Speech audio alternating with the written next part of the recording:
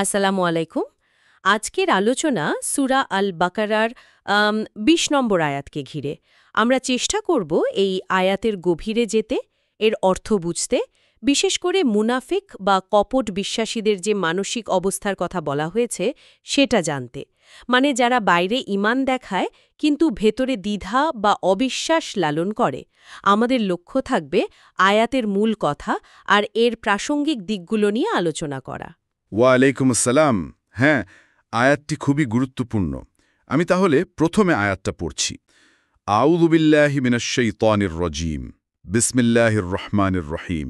ইয়াকাদুল বারকু ইয়াখতাফু আবসারাহুম কুল্লামা আদাআ লাহুম মাশাউ ফীহি ওয়া ইযা আযলামা আলাইহিম কামু ওয়ালাউ শাআ আল্লাহু লাযাহাবা বিসামইহিম ওয়া আবসারিহিম ইন্নাল্লাহা আলা কুল্লি শাইইন কাদির। সাদাকাল্লাহুল আজিম।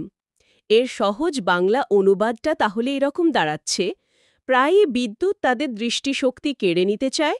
যখনই বিদ্যুৎ তাদের জন্য একটু আলো দেয়, তারা সেই আলোতে চলতে শুরু করে, আর যখনই তাদের উপর অন্ধকার নেমে আসে তখনই তারা থমকে দাঁড়িয়ে পড়ে।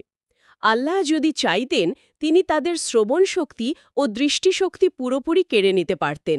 নিশ্চয়ই আল্লাহ সবকিছুর ওপর সর্বশক্তিমান। এই যে উপমাটা ব্যবহার করা হলো, বিদ্যুৎ চমক বা আল বার্ক, এটা আসলেই খুব ভাবনার মতো।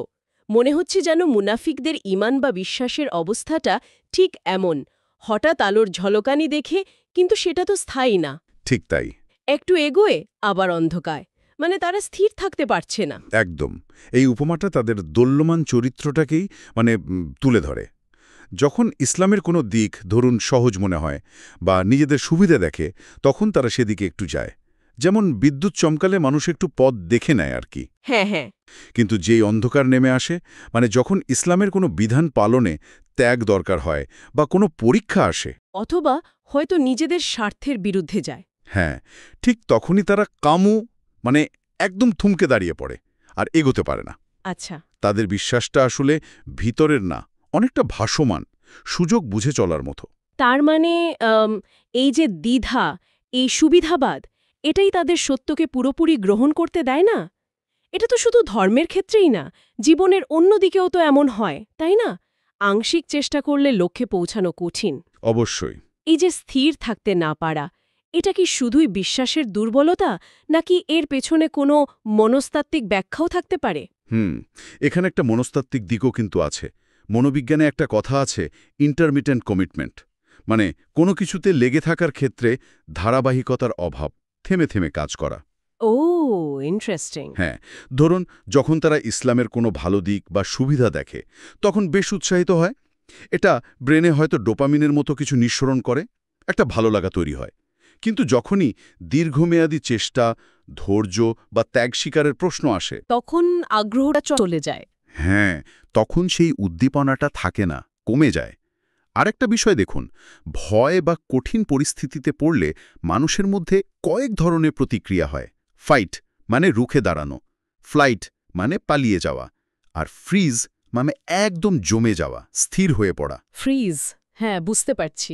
এই আয়াতে যে বলা হলো, ওয়া ইজা আযলামা আলাইহিম কমু, অন্ধকার নামলে তারা দাঁড়িয়ে পড়ে, এটা অনেকটা সেই ফ্রিজ অবস্থার মতো। মানে কঠিন অবস্থায় বা যখন সত্যের পথে চলা ভারী মনে হয়, তারা আর নড়াচড়া করতে পারে না, সিদ্ধান্তহীনতায় ভোগে, এগোতেও পারে না, পেছাতেও চায় না, শুধু থমকে থাকে। এটা তো খুবই গভীর একটা পর্যবেক্ষণ। তার মানে এই আয়াতটা শুধু ধর্মীয় রূপক নয়, এটা মানুষের একটা মনস্তাত্ত্বিক অবস্থারও প্রতিফলন। ঠিক তাই। এই আয়াত আর এর আলোচনা থেকে আমরা যে মূল শিক্ষাটা নিতে পারি, তা হলো সত্যের পথে, মানে ভালো কিছুর পথে চলতে গেলে এই অর্ধেক অর্ধেক চলা বা সুযোগ বুঝে চলাটা যথেষ্ট নয়।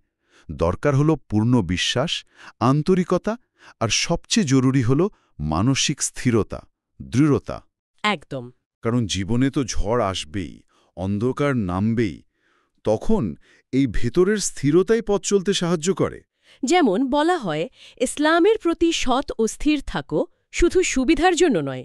আর এটাও ঠিক যে মানসিক স্থিতি ও দৃঢ়তা ছাড়া সত্যের পথে টিকে থাকা কঠিন। এই আলোচনা থেকে এটা খুব স্পষ্ট হলো যে দ্বিধা বা দোদল্যমানতা নিয়ে জীবনের কঠিন পরীক্ষাগুলোতে সফল হওয়া যায় না। সত্যকে যদি সত্যি ধারণ করতে চাই তাহলে পূর্ণ অঙ্গীকার আর মনের জোর দরকার। আর আয়াতের শেষ অংশটা আমাদের সেই চূড়ান্ত শক্তির কথা মনে করিয়ে দেয়। হ্যাঁ, ইন্নাল্লাহা আলা কুল্লি শাইইন কাদির। নিশ্চয়ই আল্লাহ সব কিছুর উপর সর্বশক্তিমান, তিনিই সব ক্ষমতা রাখেন। তার উপর ভরসা করে এই স্থিরতা পাওয়া সম্ভব। আজকের মতো আলোচনা আমরা এখানেই শেষ করছি। তবে শ্রোতাদের জন্য একটা প্রশ্ন রেখে যেতে চাই, ভাবনার জন্য। আমরা যখন নিজেদের জীবনে কোনো পথে চলি আর কঠিন পরিস্থিতির মুখোমুখি হই, তখন অনেক সময় এই আয়াতে বলা অবস্থার মতোই হয়তো থমকে যায়।